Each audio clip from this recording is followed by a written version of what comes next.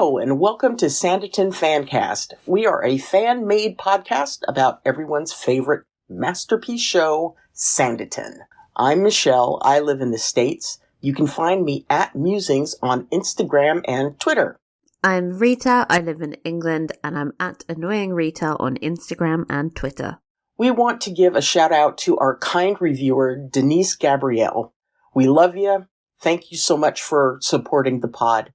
And speaking of, let's begin, shall we, with a recap of episode 4 of season 3. Strap on in, it's a long one.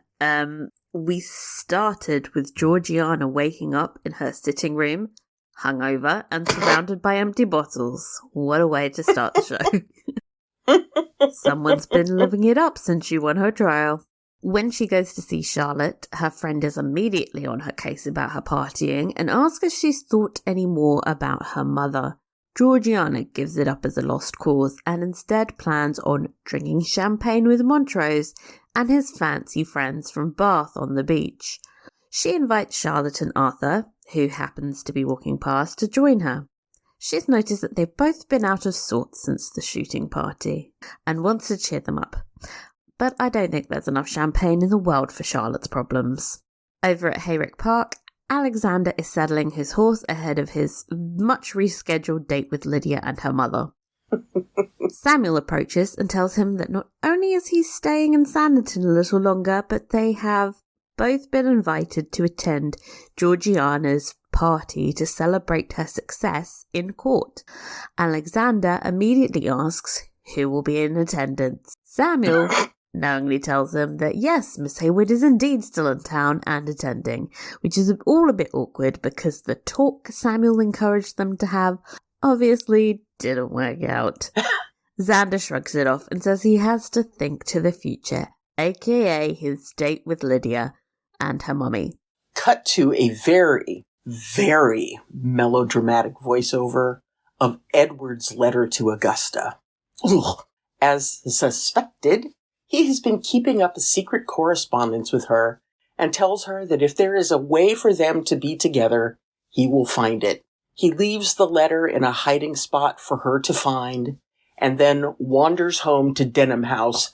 By the way, what happened to his estate from season 1? Did that get foreclosed on? What happened? He has a whole house he never goes to.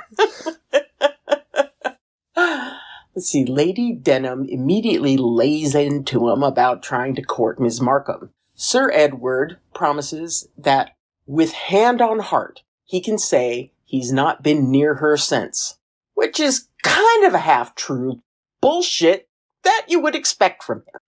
A footman then enters with a gigantic bouquet of flowers. Thistles, Lady Denham asks in confusion. Who would send her thistles? We can all hazard a guess to that one.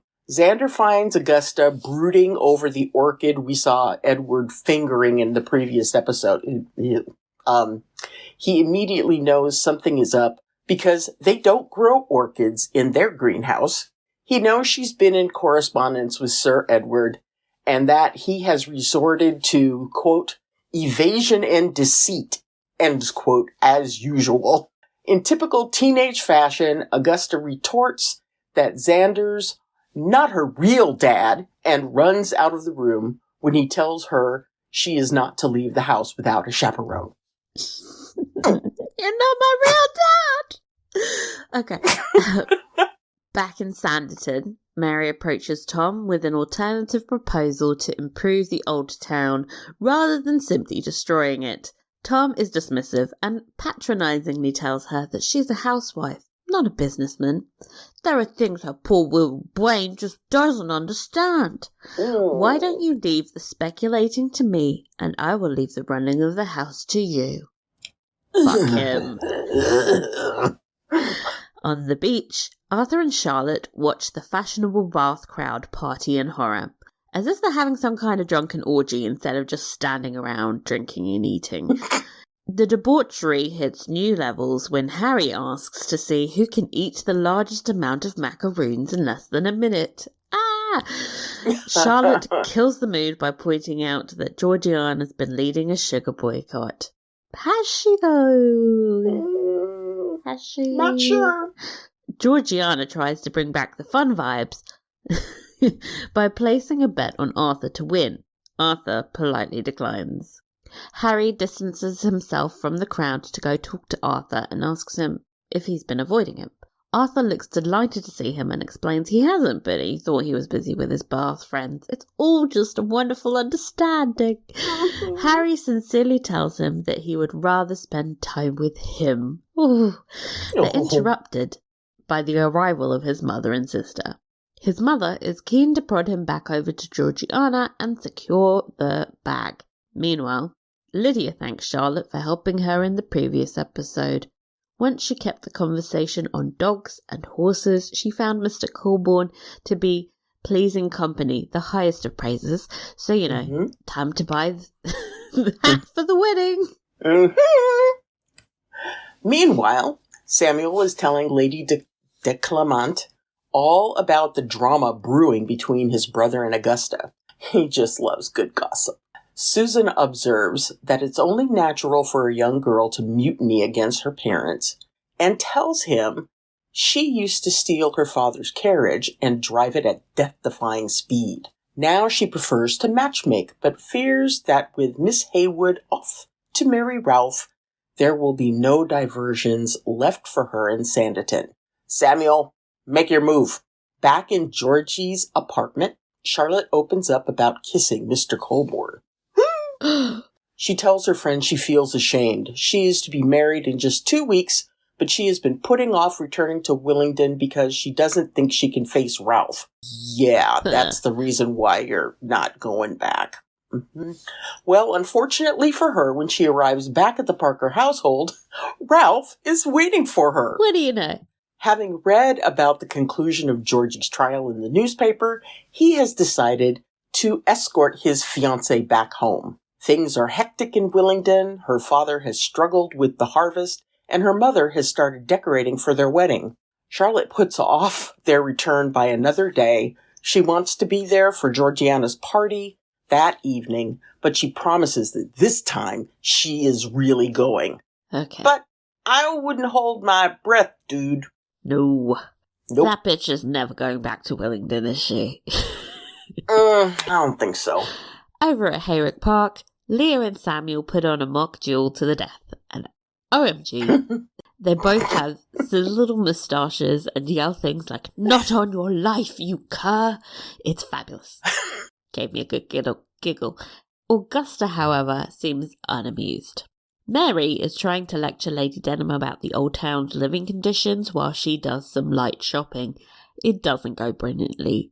Quote, "As pleased as I am that you have finally found your voice, I'd rather you didn't use it against me or my business affairs." End quote. Lady Denham then bumps into her boyfriend and thanks him for the thistles. He says they reminded him of her. Elegant, but prickly. Georgiana sends for Samuel. When he arrives at her apartment, she complains that the newspapers are still printing gossip about her. She wants him to send some kind of cease and desist warning for her, but he explains that the law has very little sway when it comes to the free press. She then shows him letters from a man claiming to be her third cousin, and a woman saying she's her half-sister. The publicity has left her with more money grabbers than ever. Samuel tells her that the only way the claims will cease is if she either gives up her fortune or finds a husband. Both sound rather drastic, but Arthur and Harry go for a stroll along the cliffs. Arthur tells him that he was shocked by their conversation last episode, but it was the shock of recognition. Harry had put into words what he was too scared to admit even to himself. But he says he likes his life now, how it is, and he would never wish to live in fear and disgrace. Harry tells him that his family might not be as surprised as he thinks. Arthur asks how he would go about liking grouse, and Harry tells him about a small cottage in Wales on the River Wye his friend owns where they could go to be together. Arthur agrees and dramatically declares that he likes grouse. He and Harry smile at each other, and Harry tells him he likes one grouse in particular. Oh, so cute! That's adorable. Georgiana enters the Sanditon tea rooms and is met by a room full of hostile gossips talking about her. Lady Montrose rises from her seat and greets her. She suggests they get some air, and outside she explains that she, too, has been the subject of gossip, so she understands. She also tells her that a title can shield against the worst of it. Just take Lady de Clement, for example. A light bulb flashes above Georgie's head. Edward goes to the hiding spot for letters and finds it empty.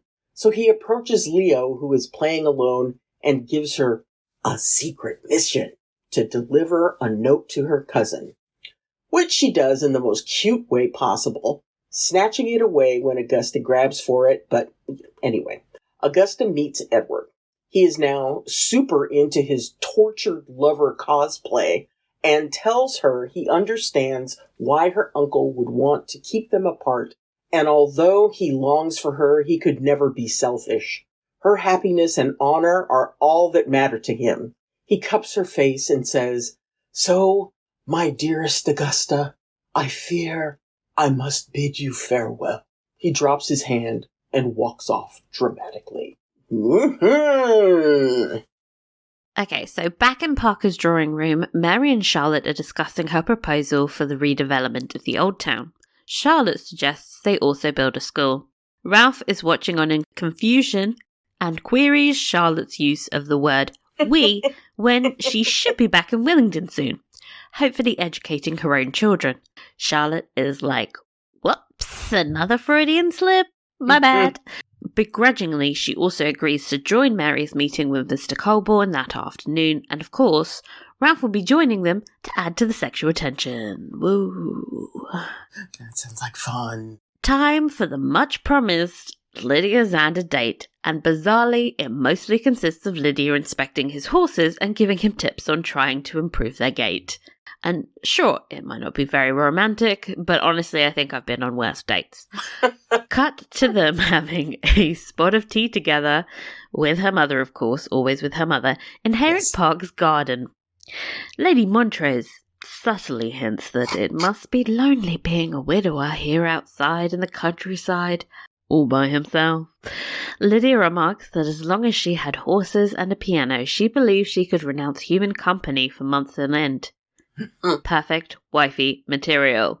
Unfortunately for her mother, though, they're then interrupted by Mary's, Charlotte, and of course, Ralph's arrival. We then cut to everyone sitting out in the garden making awkward small talk. Alexander keeps sneaking looks at Charlotte, who looks like she wants the ground to open up and swallow her. Talk then naturally turns to the upcoming... What is Calf? Oh, Ralph. Charlotte Ralph. Their upcoming wedding. Lady Montrose says she hopes to see her son and Miss Lamb wed soon. She also remarks that Xander must be keen to find Augusta a husband. Augusta snaps and remarks that what she thinks and feels about the matter doesn't seem to be his concern. The mood turns awkward, so she gets up and goes for a walk. Charlotte follows her. Augusta explains her predicament but refuses to tell Charlotte who she has been meeting with. She says her secret mystery boyfriend is a man with a poetic soul and reassures Charlotte he is from a good family. Augusta says she doesn't want to end up in a loveless marriage. She wants to be with the man she loves. Charlotte, clearly projecting her own shit onto this entirely different situation, tells Augusta that if she and this man are meant to be, they will find a way. Love will find a way every day. Love should be locked up in their bedrooms until they're of age, okay? Over at Denham House, Mr. Price pays a call. He tells Lady D that he has laughed more over these past few weeks in her company than he has in years. He proposes marriage. Lady Denham literally laughs in his face. She tells him that she wants to keep her title and fortune and home. No amount of laughter can compete with that. Have you seen her conservatory? Get the fuck out of here. Yeah.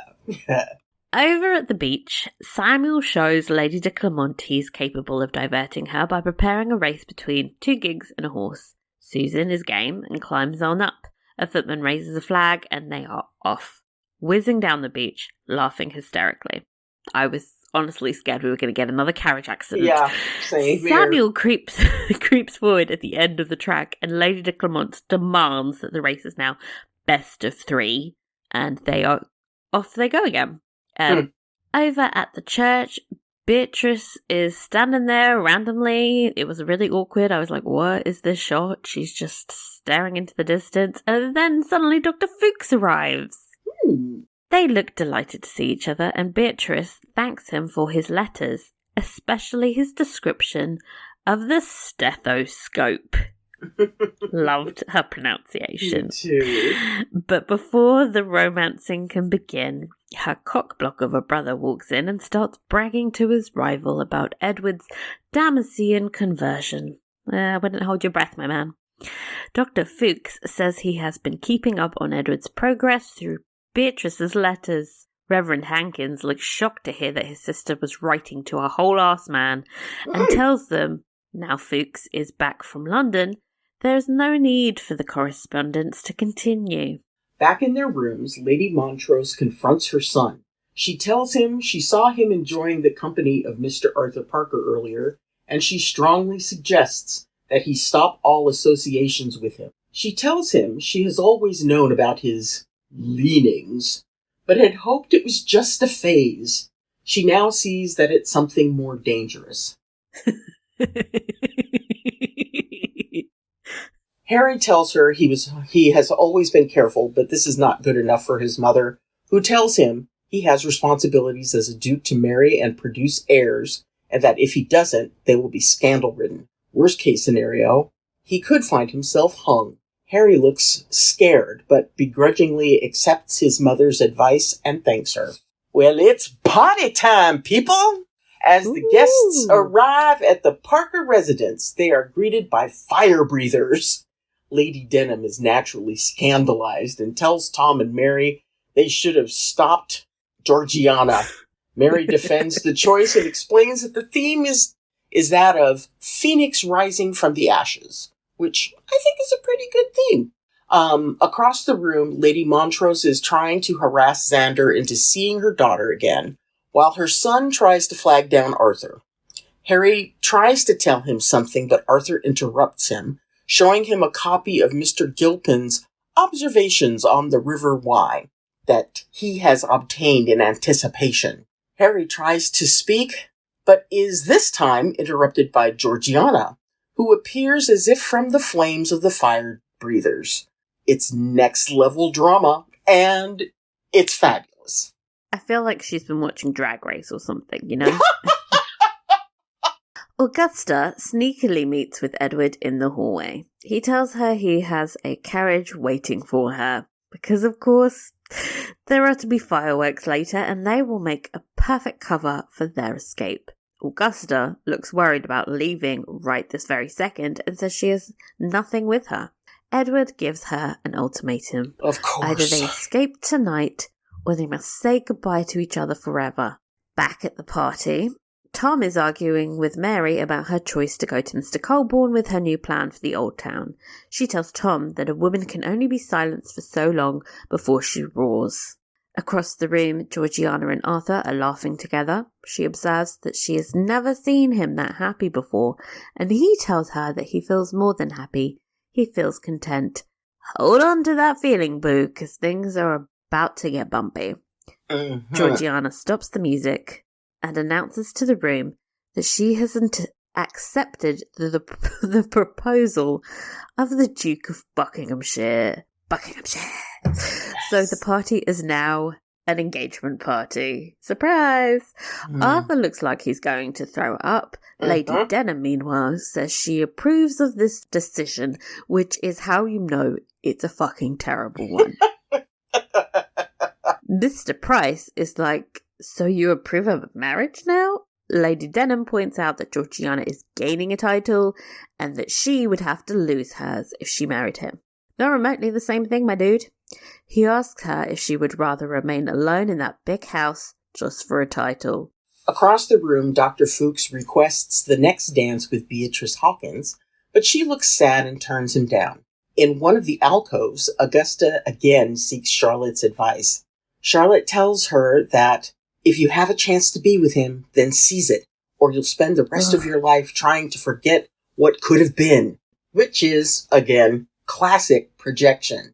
Everyone heads onto the dance floor to dance with the wrong partners, Ralph with Charlotte, Xander with Lydia, and Georgiana and Harry.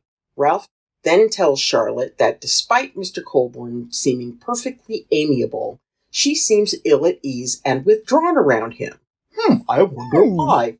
Charlotte pretends to not know what he is talking about.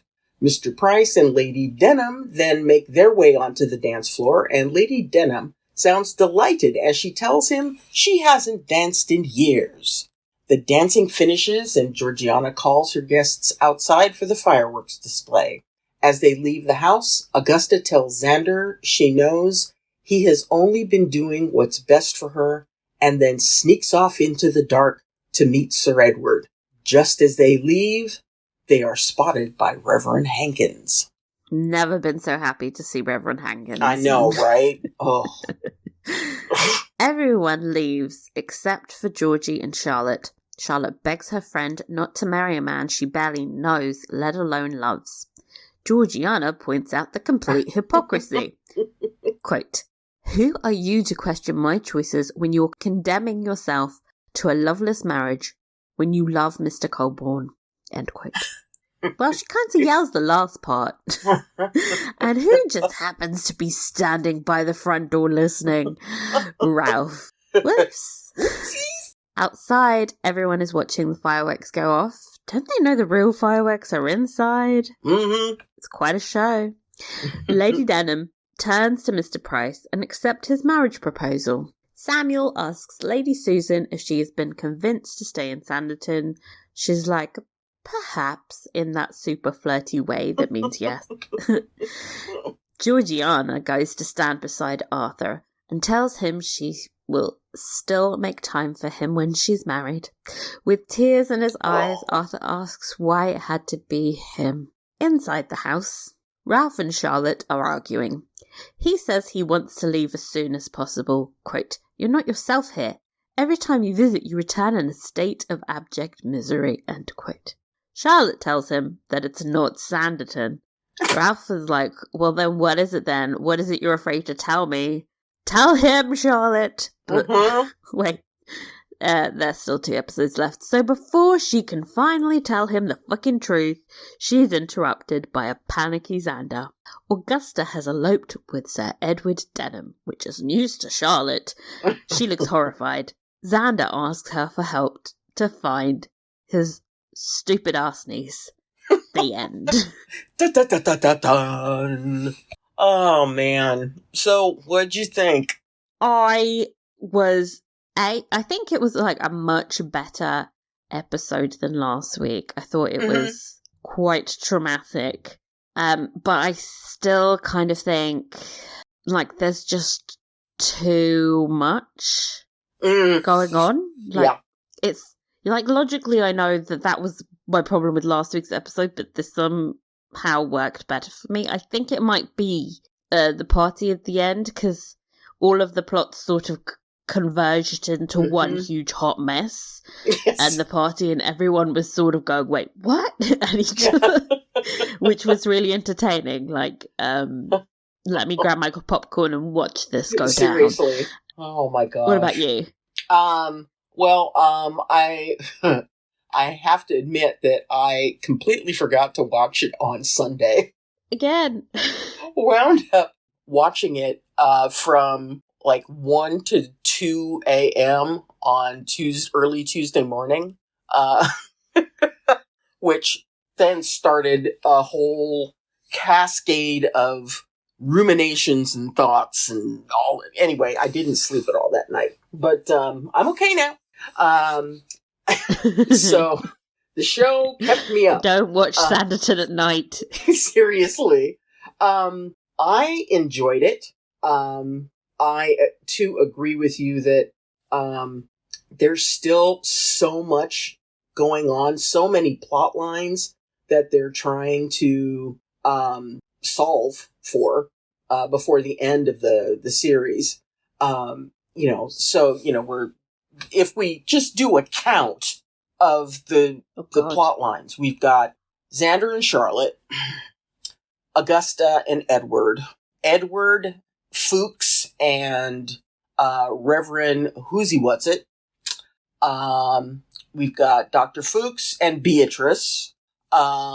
We've got Samuel and Lady Susan. We've got Xander and Lydia and her mother. We've got Harry and Arthur. We've got Harry and Georgiana. Tom, Mary, and all of the mess that's going on with this Old Town thing. And we've got Lady Denham and Mr. Price. Exactly.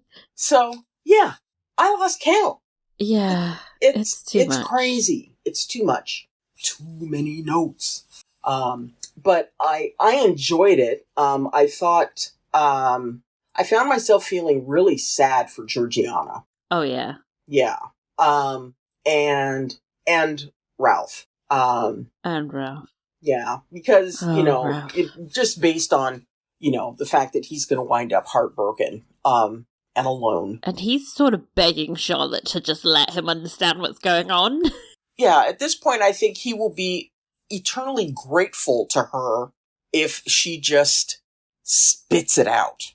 Because he knows there's a problem, but he doesn't know what the problem is. So he's constantly trying to solve it for her, and she's just, It's horrific. But speaking about all the storylines, I think as the season is building, and, we're in episode 4 now, it's becoming just hectic. Yeah.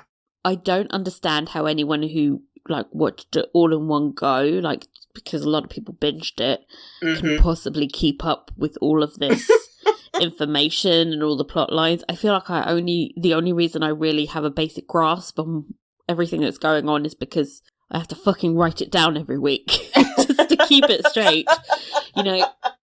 Yeah. And it is hard to say which plot lines I think they should have cut, because, I do enjoy them all, but there are unquestionably too many of them. Yeah. I don't know. Well, which ones as much as I have it, the Dr. Fuchs Beatrice one could go. Yeah. Yeah. I mean, what about the Lady Denham and Mr. Price one? I mean, you could remove that. That one can go. That could go. Remove that.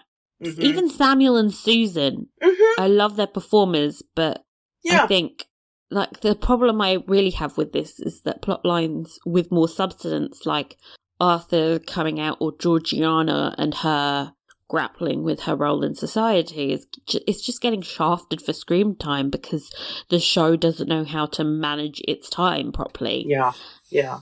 And, this is not our first rodeo, guys. We've seen so many shows fuck up a final season because they have tried to stick everything in.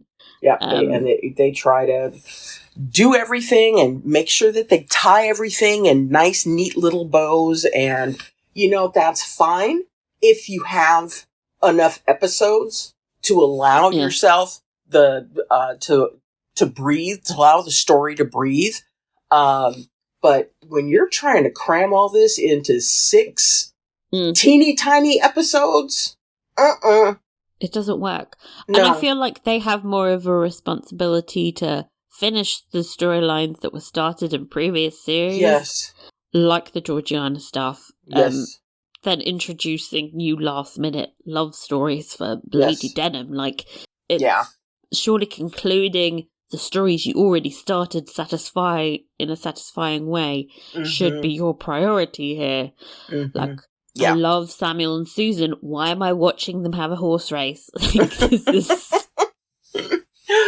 Yeah. But, and I suppose that is my main frustration with the series is they're trying to do too much.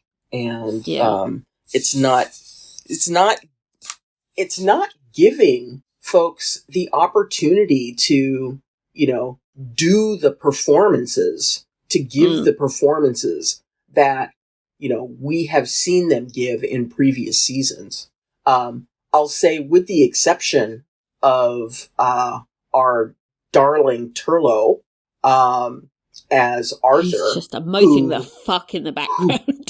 who just about destroyed my heart this week. But we'll get into that when we get to storylines. Oh, well, we better dive on in because there's a fuck ton of... As we just went through, yes. It's a bunch. First, let's start off with the triangle that I've now think might be a square. Ralph, Charlotte, Corborn, and Lydia. First off, Ralph and Charlotte. Let's start off with the different configurations. Yeah. I was impressed by how quickly Ralph picked up on the fact that something was off. Because when we first were introduced to him, I thought he was just a himbo. Golden retriever of a man. Yes. But very pretty to look at, but really not a whole lot upstairs.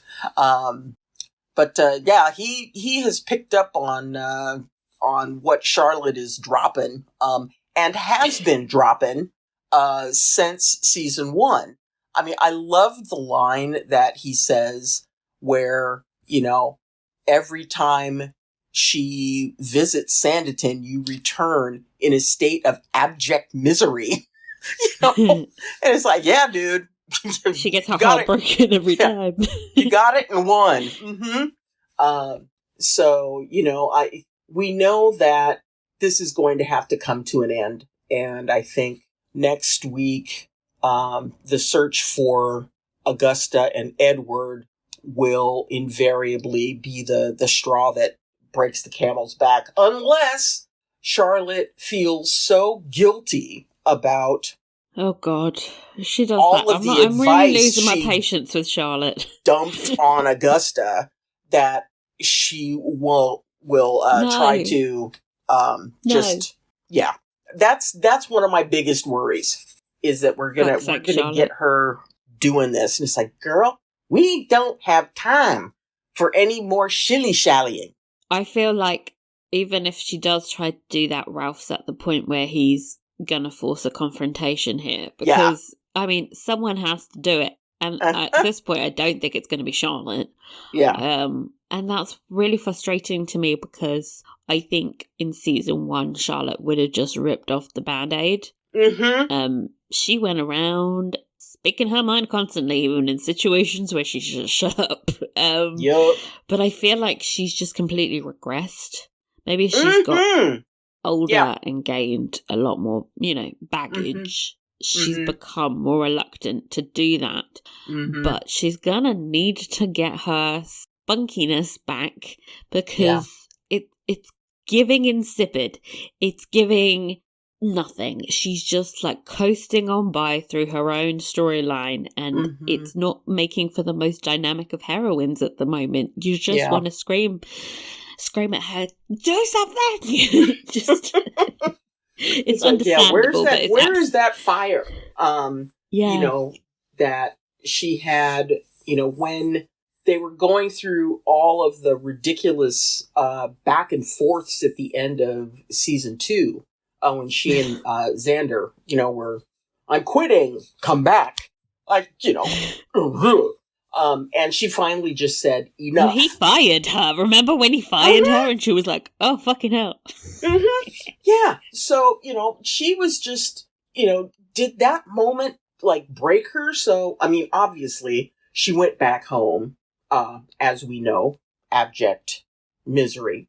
Blah, blah, blah. And so she's resigned herself to marry Ralph. And so we're seeing this shell of a person that we once, this black and white version of something that was once in color.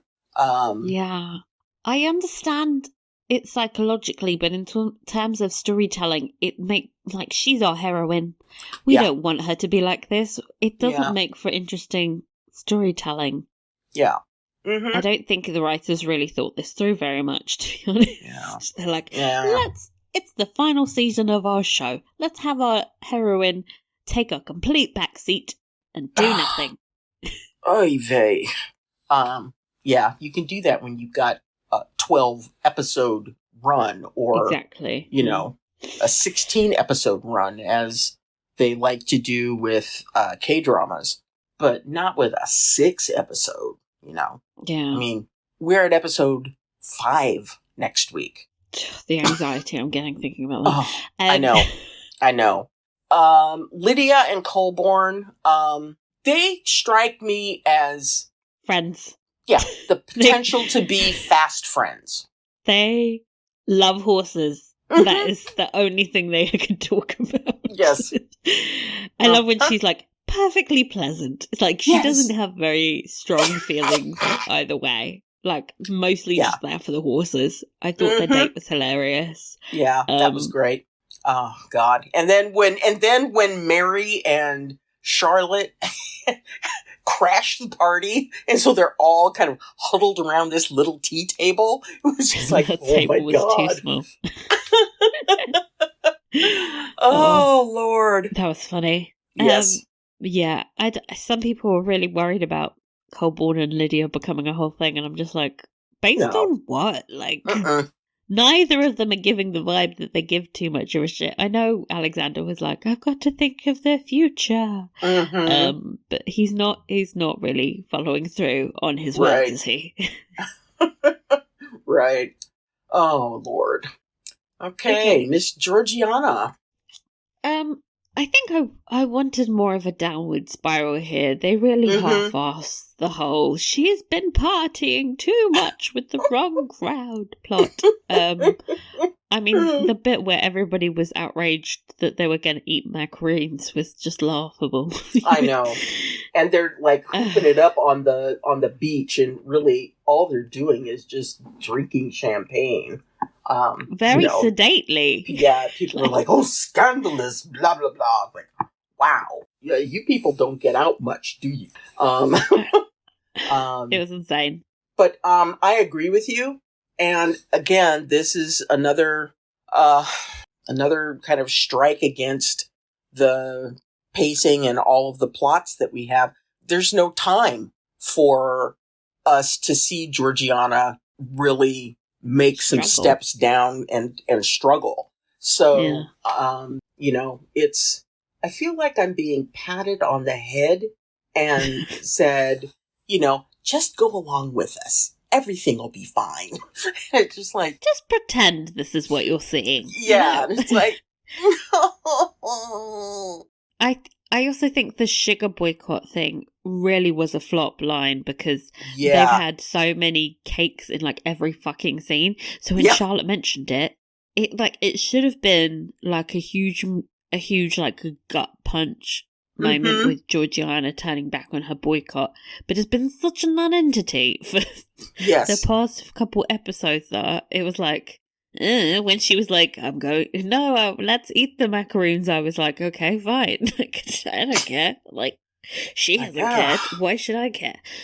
And I know we'll get to it in costumes, but the red dress that she was wearing was fabulous. Yes. But here's the thing about this. I feel like Georgiana, even though she was supposed to have the downward spiral storyline, she felt like way more composed and thoughtful than Charlotte was this episode. I feel like Charlotte's on her downward spiral. When they were arguing with each other, I was totally like, yep, Georgiana's correct. Yes. I agree. And when you think about it, Georgiana is doing what she needs to do within the context of the time she's living. She's doing what she needs to do in order to secure her future, to stop the gossips, or tone down the gossips, until they discover that Harry's gay. What fun. I mean, there's no reason they would ever find that out. Yeah. He's not like making out with people on the beach or anything. Oh, wait. Oh, yeah. Yeah. Yeah. That did happen. Yeah. So, she's being thoughtful about what she needs to do to secure her future. May not be a future where she is madly in love and all that kind of stuff, but, I would imagine that Harry would treat her very well. Yeah. And I don't think it's a terrible decision here, to be honest. Yeah, respects the hell out of her.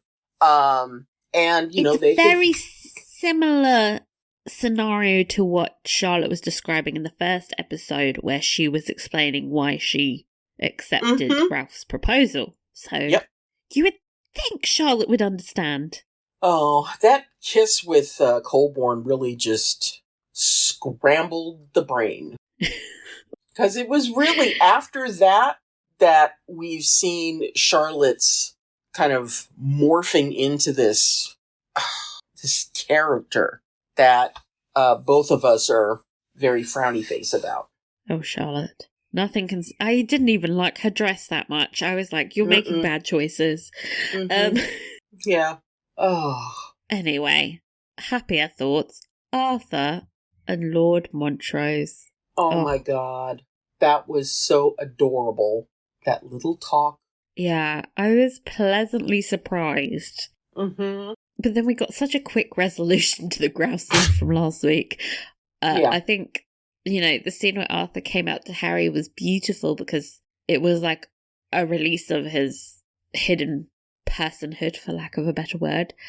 And he finally had someone who knew him, and that was just acted beautifully. But I was also like, this is happening in one scene. Like, he came out, they planned their trip, they were basically said I love you all in like the span of 30 seconds.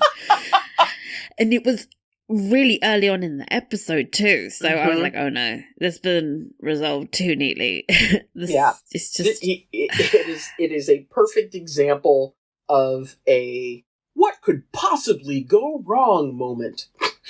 Oh, everything. Yes, yeah. Oh, but I thought that the scene was performed beautifully.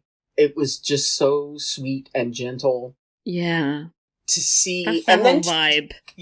And then to see Arthur, you know, after he's had this conversation and before the announcement of the engagement, just so bright and light and happy. You know, that was so wonderful to see. But, you know, like you said, it's kind of like, okay, this is too good to last. What's gonna go wrong? And it's not anything that surprised us, you know, this engagement between the two. But poor Arthur. I think what surprised me was that his mother they hadn't had a conversation about him being gay before. Like, we got the first sort of acknowledgement from her. That she knows. He must be like pushing 30 at this point. And she says she's known for a long time. I think like the comment about him getting hanged. It's not that I don't doubt that this was a legitimate fear they both would have had, but he's a fucking duke. Yeah. He's a duke. And I know that they need to reinforce the danger of Arthur and Harry's relationship to viewers, but I mean, the consequences of those kind of homophobic laws were rarely meant to be dealt out to the aristocracy. I think he could have probably kissed Arthur in front of the fucking king himself and got away with it as long as he was popping off airs and doing his duty. Like, I think sometimes to try and contextualize relationships in historical shows, they kind of go a bit overboard and don't, like, there's nuance to these situations, and it kind of makes it seem like all of gay history was just like fear and you could get killed, when like throughout different periods of times like there was a fluctuation of morality and some things were more accepted, and I think like the whole idea of this anti-gayness actually didn't really, like, while it's always been pervasive, it became much more serious in the Victorian era. Like, Victorian era morals is how we view most of history, when I just don't think that that's like an accurate reflection of that. Like, there's so many examples in like Tudor England where men were like getting off with each other quite openly. Well, I wound up having to go to Wikipedia, of course, because curiosity has been risen, and it says, and this is in an article about Molly House, which is a term used in 18th and 19th century Britain as a meeting place for homosexual men. Were generally taverns, public houses, coffee shops, even private rooms where men could either socialize or meet possible sexual partners. There's this I think we think that like gay bars and things, the cultural aspect of being gay is like a recent phenomenon where it's like always existed. No, it goes back. Let's see. It says from 1533 onwards, homosexual relations and sexual activities remained illegal and were frequently prosecuted, with homosexual sexual activities being included in the offense categories of buggery and sodomy, terms which are often used interchangeably. They remained capital offenses until 1861. From the 16th century onwards till 1861, particularly during the 1720s, Molly houses came to be the scenes of raids and arrests, and their customers frequently became targets for black. So, anyway. You could always just pay someone off, though. That's the thing. Yeah. Well, actually, he doesn't have any money. That's a bit awkward. Maybe Arthur could fund him. Well, if he marries Georgiana, he's going to be fine. Yeah. Mm-hmm. I just think they should still go on their trip. Like, fuck it. Just get engaged to Georgiana and then still go on the trip. It's perfect cover. As long as he is, like, playing along with the game of societal expectations, whatever he does in his private life will be completely ignored. And that's fabulous. Yeah. So, anyhow, I wonder what we will see going forward between this pairing in the next couple episodes. Fuckery will happen. Yes. We will be crying. We'll have general fuckery, but between those two, absolutely. Edward and Augusta. Oh god. Oh my god. I mean, who didn't see this fucking coming? Oh yeah. Edward. Yeah. I was like, get me a bucket. I think I'm gonna puke. I mean, it started with his overwrought little note. Oh my god. I was just, we needed the violin swelling and, the sad music and all. It was just absurd. And, bless her heart, Augusta, this is her first love. She's been trapped out in the country with Colborne for Lord knows how long. And so here's the first handsome man to pay her attention. Of course she's gonna fall over in love with him, He is employing some very powerful manipulative tools, like constantly saying, if we don't do this now, we'll have to say goodbye forever. It's sort of like blackmail. It's like, you have to do what I'm asking you to do, otherwise I'm taking away the only love you've known. Yeah. And I think the thing... Hi, Jack. I think the thing that, came to my mind was, for individuals who are, like, young and dating, like, at least back in my day, when I was a teenager, I remember my, mother once telling me, a boy won't, if a boy says, if you love me, you'll let me, blah, blah, blah. Don't mess around with boys like that. And it's kind of the same thing without the sex. It's, we better go now or never be together. That kind of thing. It's just playing on her heartstrings. Ugh. It felt very performative from him as well. Like, it's like he's a fine-tuned manipulation machine. It's like everything about his choices were really calculated. Yeah. He's a sociopath. It was like he was like playing her like a piano. Like, exactly. If I press down the I'll cup her face here, and tell her that she's the only one that cares about me in this horrible, horrible world. Oh my God. As I'm thinking about this, I'm like, have I been with men like this? And I kind of think I have. Oh my God. I think we all have. I know I have. And it's just absolutely horrific to think back and go, I was being played. Like, there's something about these men that I don't even think they're really cognizant of the fact that they're doing it, but they manipulate and they play on your emotions to get what they want. And I think in his head he thinks he's being sincere, but he's not capable of ever doing anything that's not selfish and just... I mean, like, if he was sincere, he wouldn't be doing all this sneaking around. Exactly. If he was sincere, he wouldn't be sneaking around.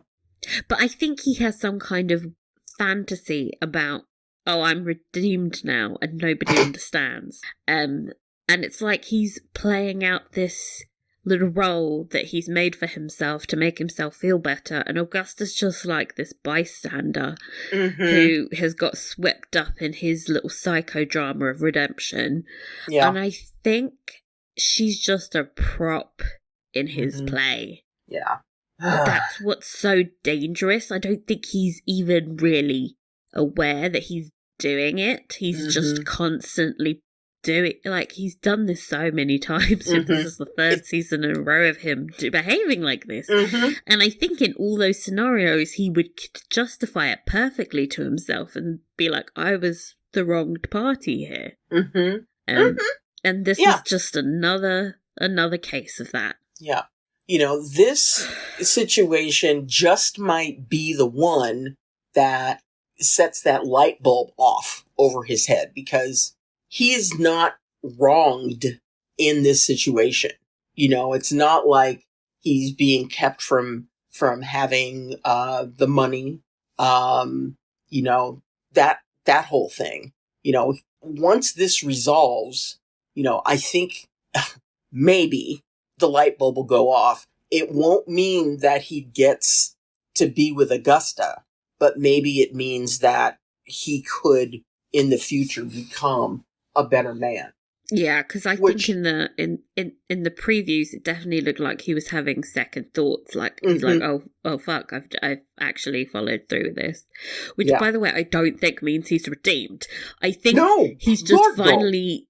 Like, one of his schemes has finally worked. Like, all of the other points, they've all fallen apart before he had to get to the point where he reckoned with what he'd done.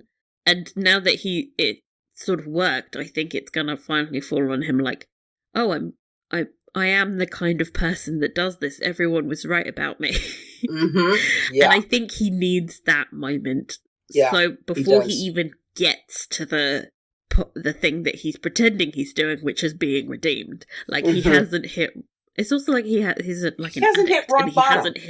He hasn't hit rock bottom and had the self-realization of like, oh, I'm a shitty person. Which I think you need... Yes. Before it was like the redemption was forced on him, I think he needs to want it. Yeah. But I hope Xander punches him in the face. I really do. Oh, yeah, me too. That would be awesome. That would be awesome. So, Samuel and Lady Susan. Yes, I want to spin off. They're adorable. They are cute, but like, are they getting married? Because I don't see the point unless they get married. I think it's all leading that way. When he was going, oh, we're just friends, I was like, well, then why are you wasting my time with this? This is this is a Jane Austen adaptation. And everybody needs to be happy. If you ain't married at the end, then you're wasting my time. Yes. So I think it's leaning in that direction. I think that they are absolutely adorable together. I love their mischievous matchmaking.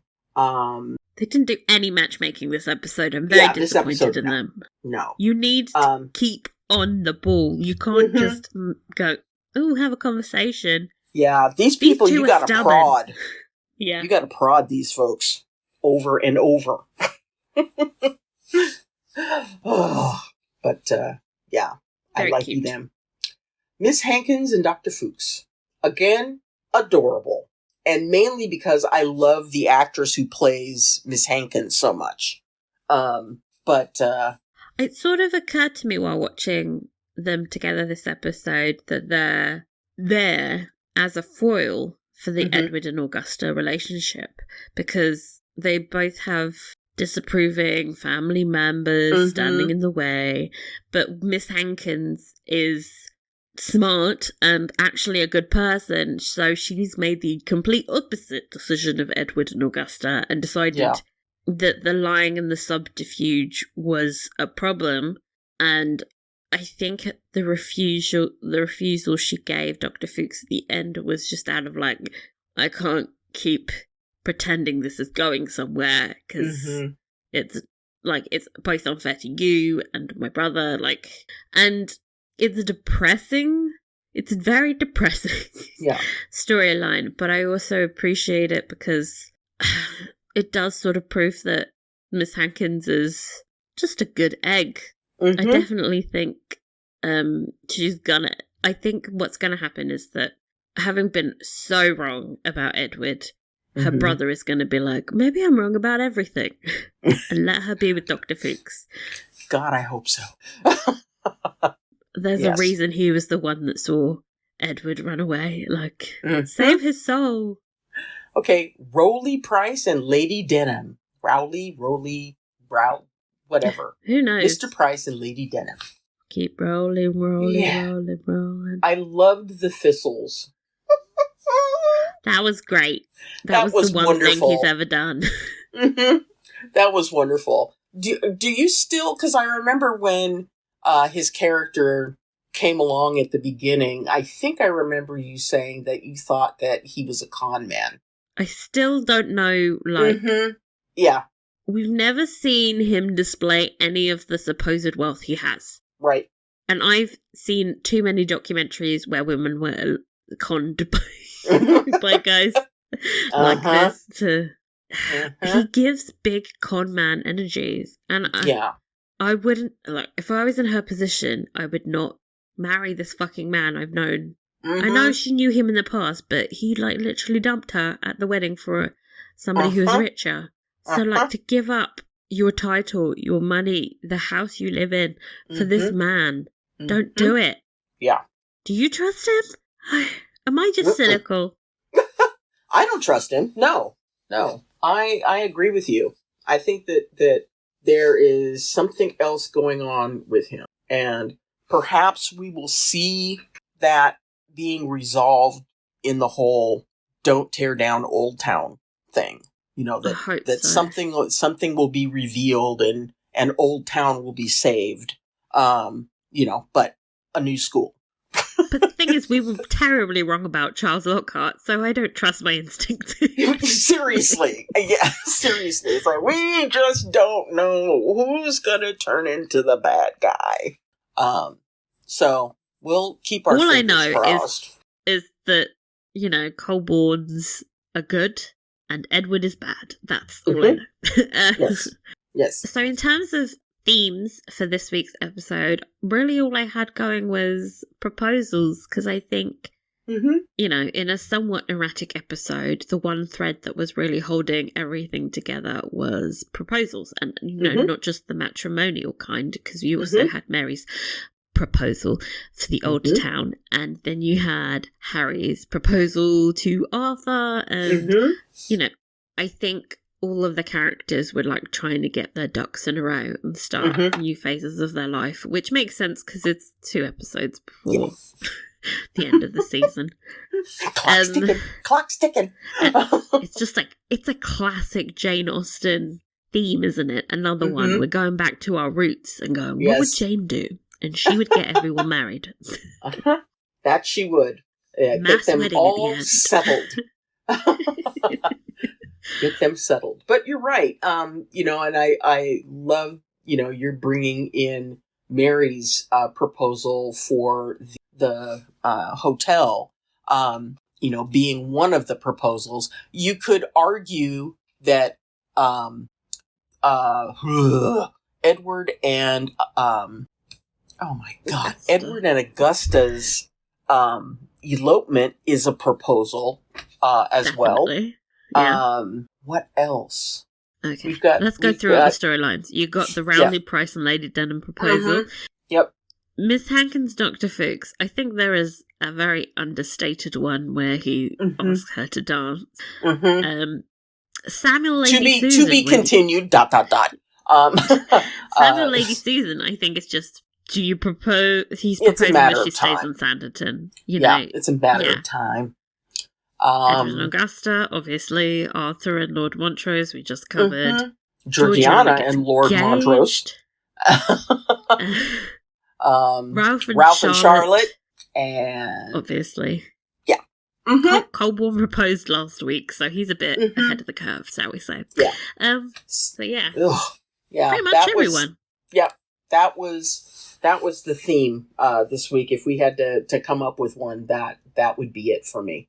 Honestly, when I was watching it, it was like proposal. Like, they're engaged.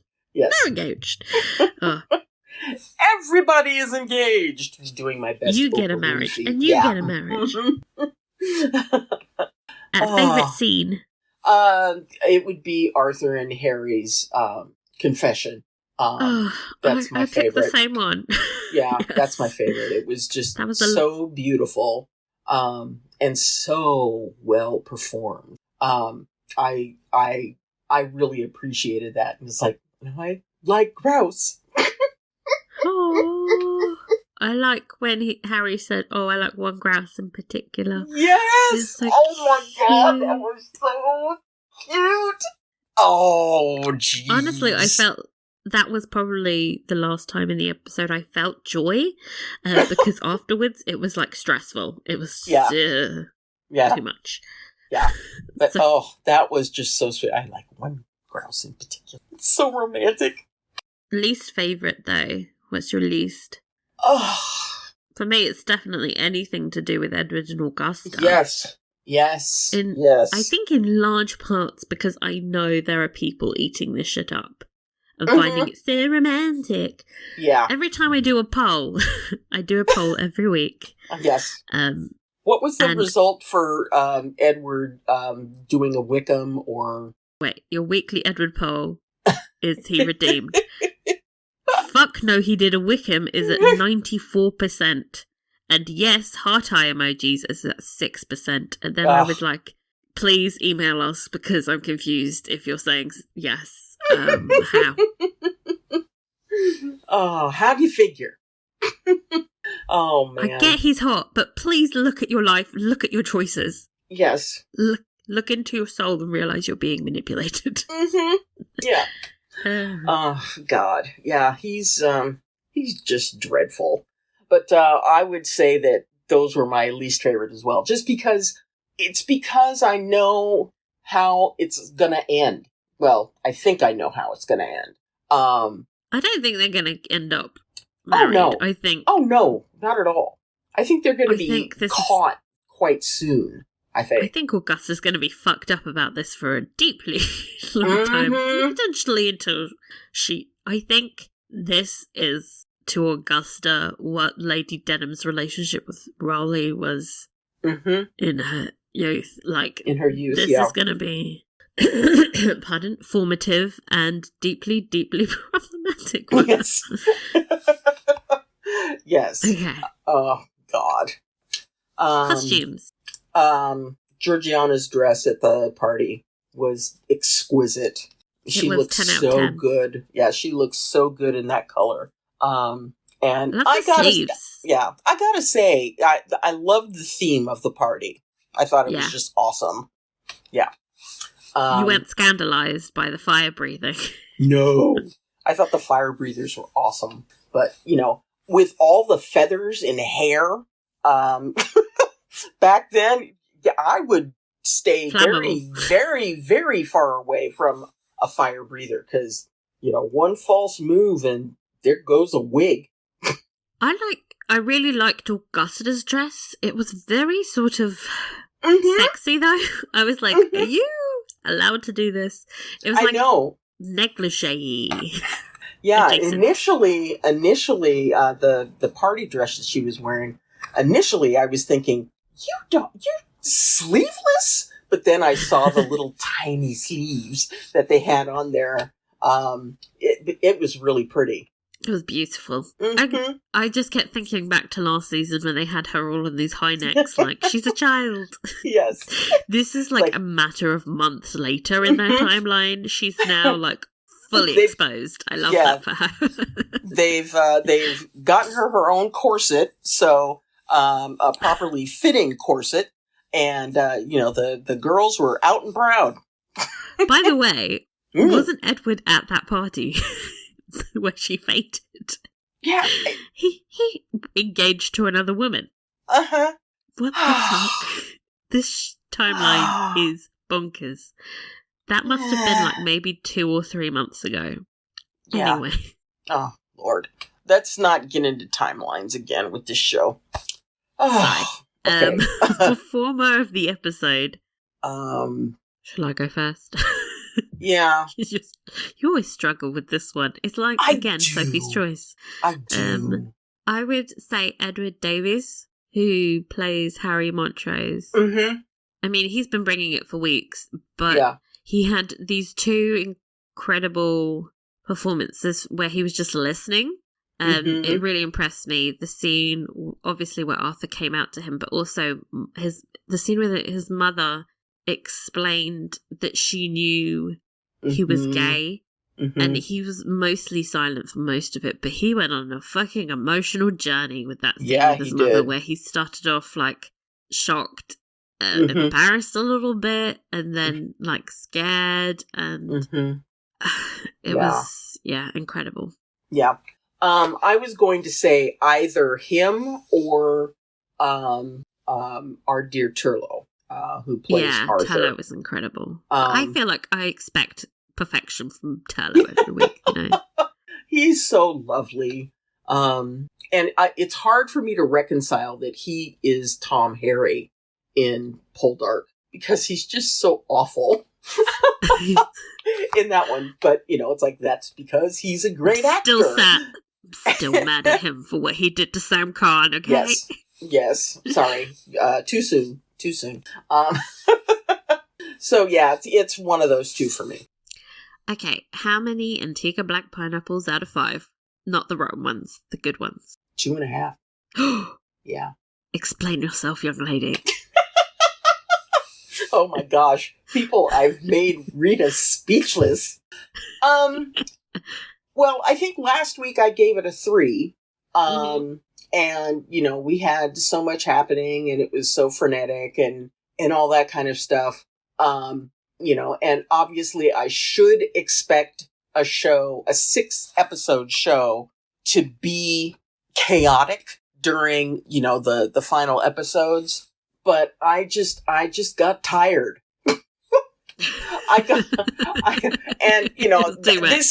This may be, because I was watching it at 1:00 in the morning. That might have been it. Might have had something to do with it. But I was just tired by the end of it. It was like, oh my God, there is so much going on.